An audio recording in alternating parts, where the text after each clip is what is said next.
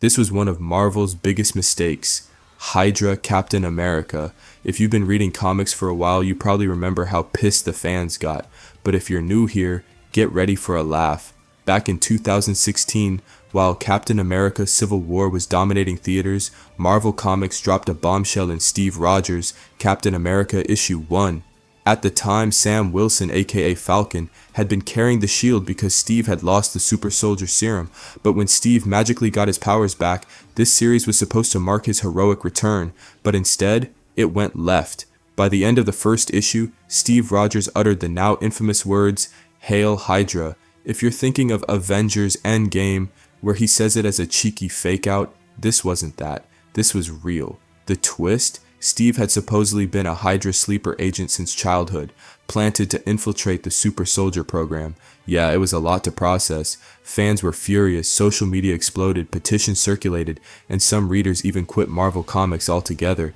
The backlash was so intense it became a defining moment in modern comic book history.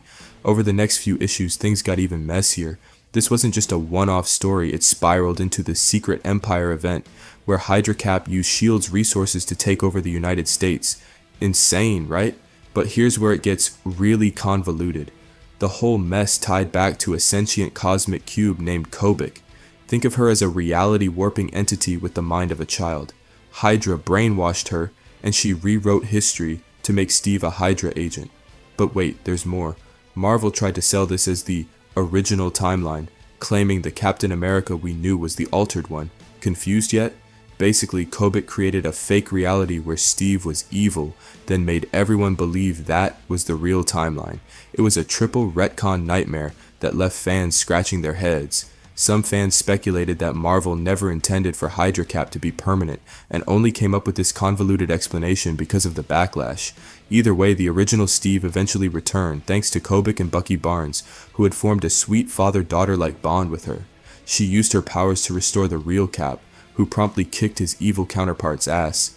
Surprisingly, Hydra Cap stuck around as a minor villain, even popping up in X-Men stories. Weird, right? So, what do you think? Should Marvel have continued Hydra Captain America, or was this just a terrible idea? Let me know down below.